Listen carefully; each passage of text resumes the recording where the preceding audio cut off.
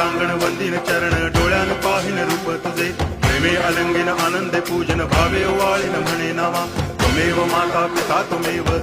बंधुश्च सखा त्वमेव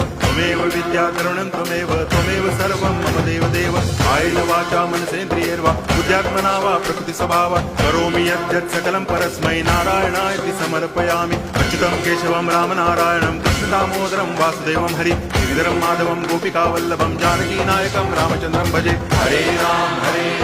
राम राम हरे हरे हरे कृष्ण